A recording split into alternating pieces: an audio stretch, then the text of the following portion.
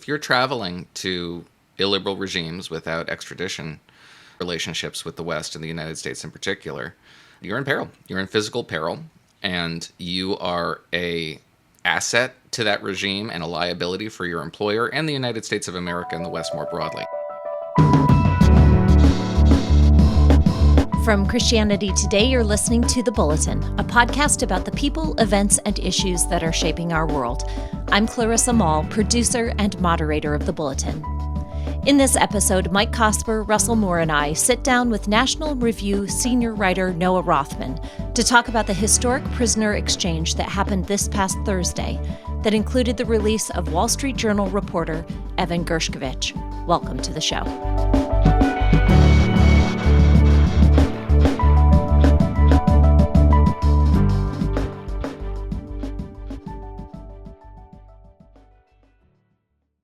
On Thursday, 26 prisoners found their freedom at the Ankara airport in Turkey.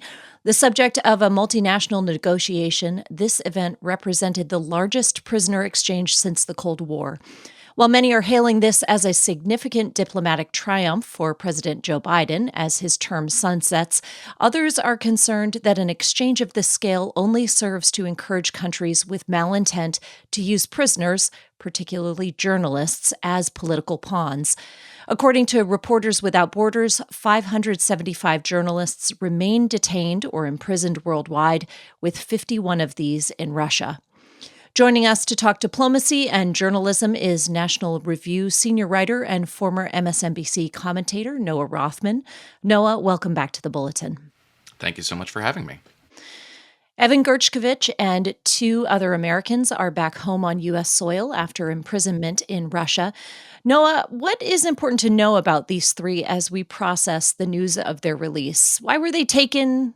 Why were they kept? Why were they not released until now? Well, everybody has different stories. Evan's story, Evan Gershkovich, Wall Street Journal reporter, was seized by Russian domestic security authorities, and we don't have any of the information as to why, because it's his trial. There was no evidence presented. It's a state secret. The charges against him are that sensitive that they cannot be introduced in open court. At least that's the Russian claim.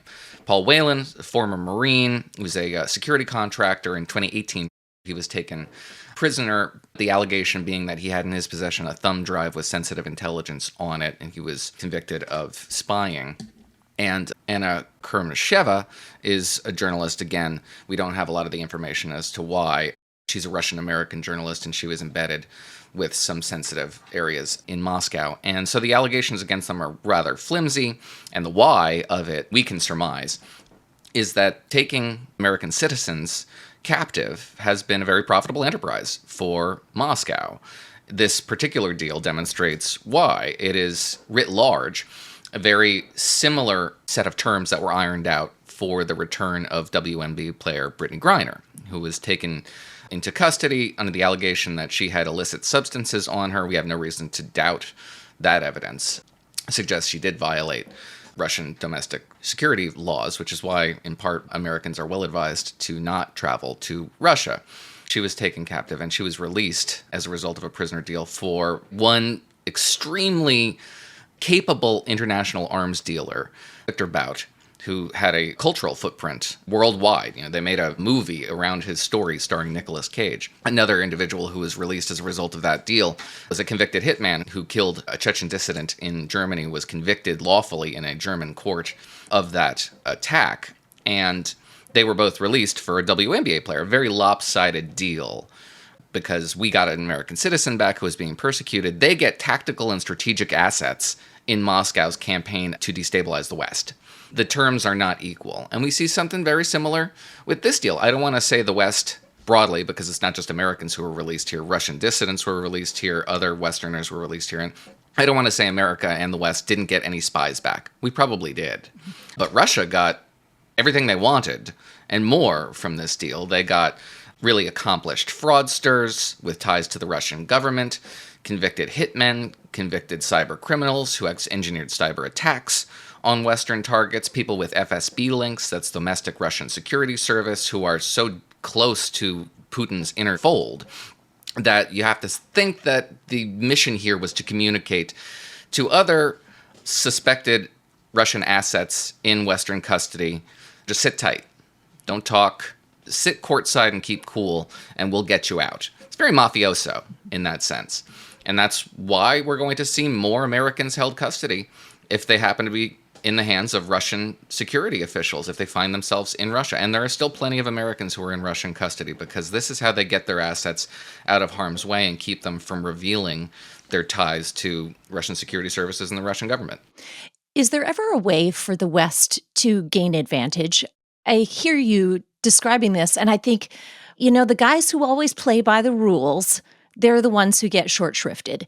Do we have to expect these exchanges to go this way all the time because the West adheres to international law? We respect human rights. Are we always going to have this where we're releasing dangerous people back into the world to secure the freedom of innocent ones? Well, in this particular strategy the Kremlin has adopted in recent decades, yes, I think we do. We just simply operate on different terms. If this was the Cold War, it would be much easier on us because it was far more difficult for American citizens to penetrate the Iron Curtain.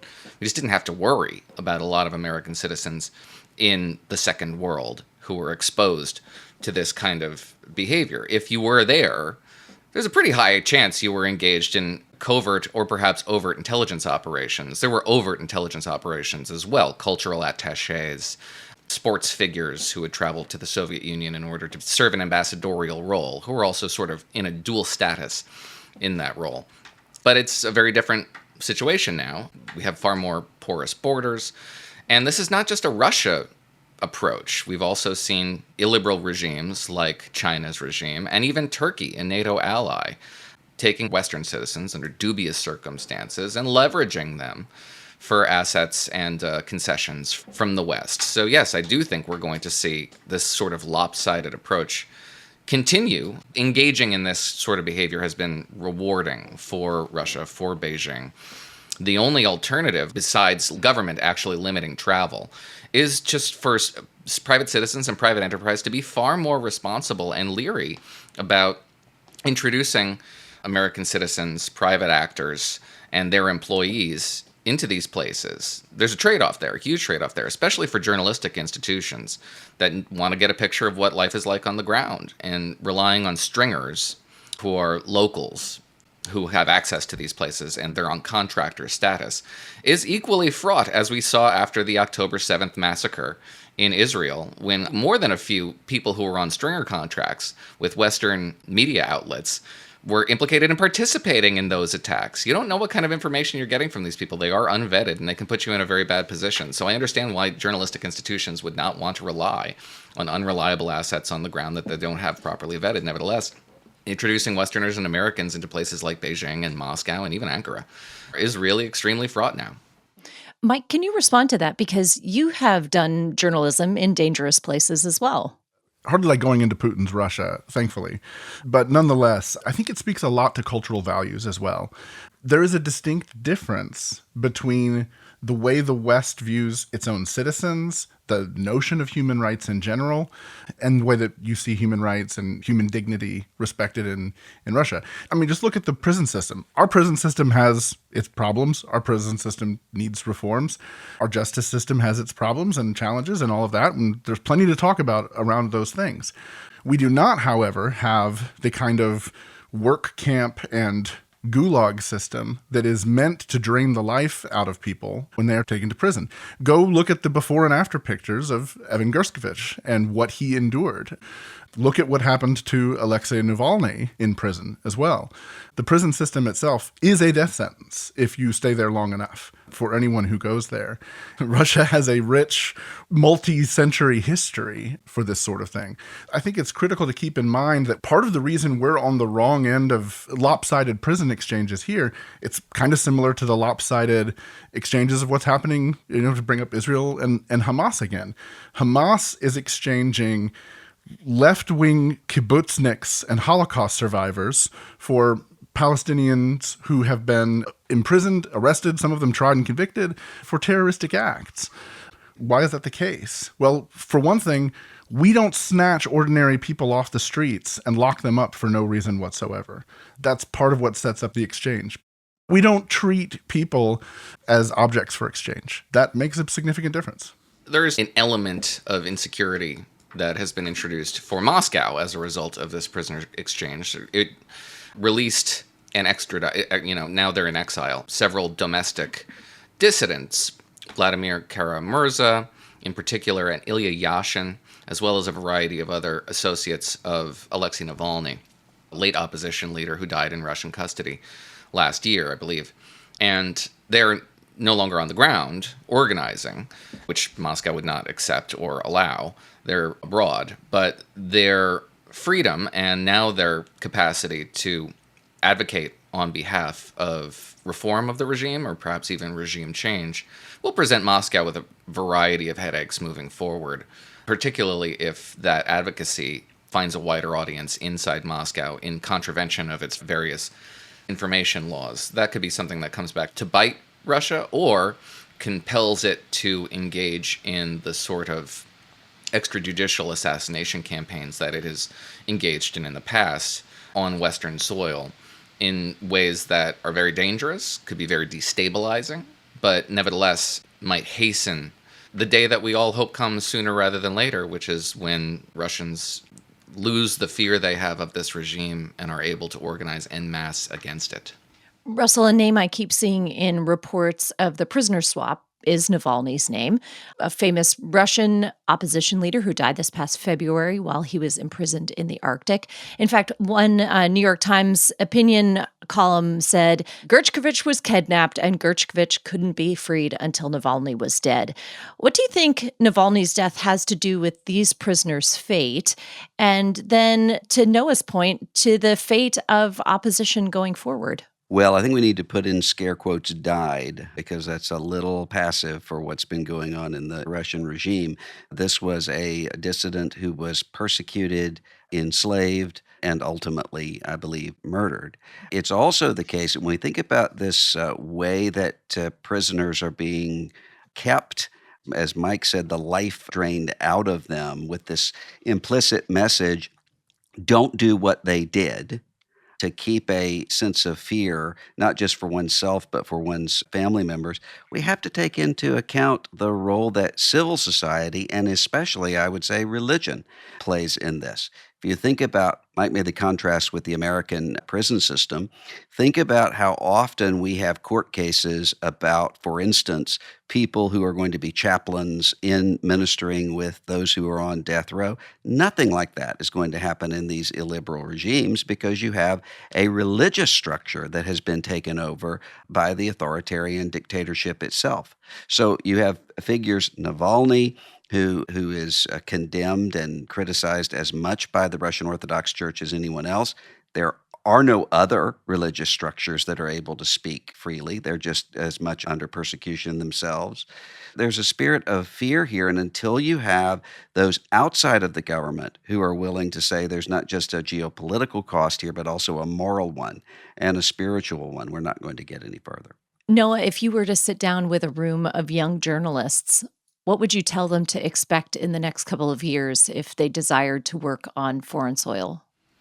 Well, it depends on what foreign soil, but if we were to look at the most recent past, if you're traveling to illiberal regimes without extradition relationships with the West and the United States in particular, you're in peril. You're in physical peril, and you are a asset to that regime and a liability for your employer and the United States of America and the West more broadly.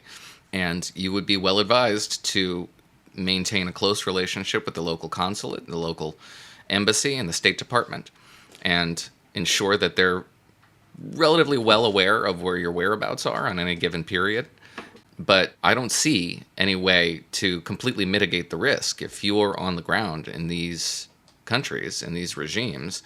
And given the record that has been established, particularly by this administration, I don't want to harp on it, but nevertheless, this administration has made it profoundly profitable in order to take Americans hostage, then you should be prepared for that outcome, as horrifying as that is.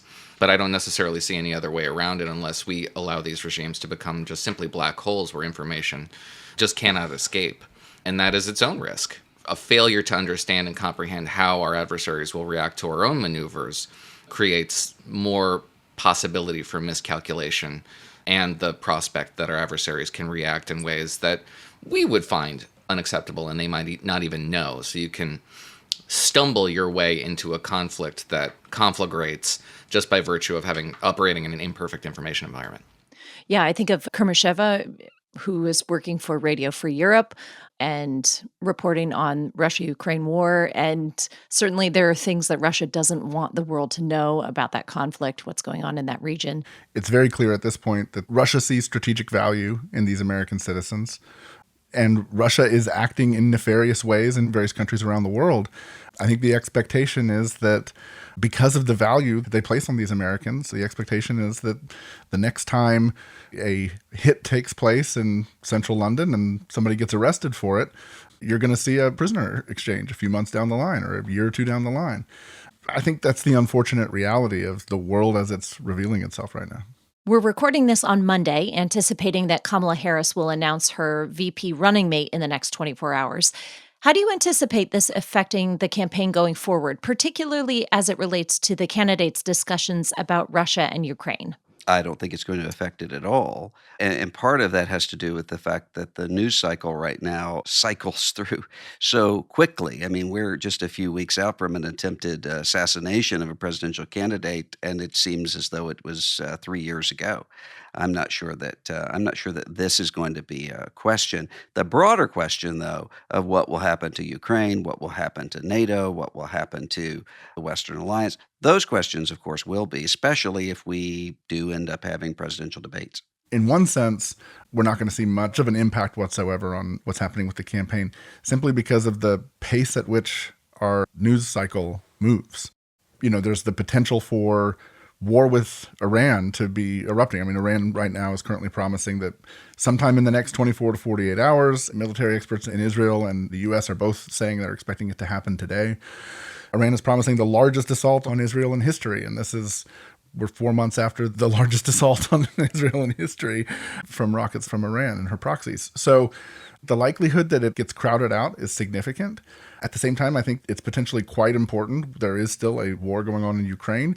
We are still an ally of Ukraine. Americans should want Ukraine to win that war. We should not want a despotic, authoritarian regime spreading its way across Eastern Europe and demanding more and more land.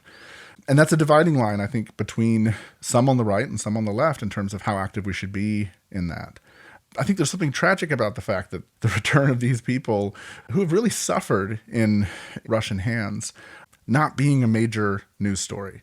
I think it's also unfortunate that the return of essentially Russian hitmen, spies, and various kinds of ghouls being returned to Russia is also a tragic story. It's a loss. It's an intelligence loss. It's a credibility loss for the West. It's unfortunate that I think the cycle is going to move very quickly through these things, but I also just think that with everything that's happening in the world right now, and with everything that's happening in this election, where the stakes seem to continue to get raised week by week, unfortunately, this is going to get lost very quickly. Well, part of what we do here at the Bulletin is offer a deeper dive into the stories that can get lost in the news, and this is certainly one of them. It's a good reminder that there are humans behind every headline, humans who deserve our prayers and attention even when the world passes them by. Listeners, thank you for joining us today on the Bulletin. We will see you later this week. The Bulletin is a production of Christianity Today. It's produced by Clarissa Mall. The associate producer is Leslie Thompson. This episode was mixed by TJ Hester. Theme music by Dan Phelps. Eric Petrick and Mike Cosper are the executive producers of CT Media Podcasts, and Matt Stevens is our senior producer. If you enjoyed this episode, please leave us a rating and review to help more people find the show. Thanks for listening.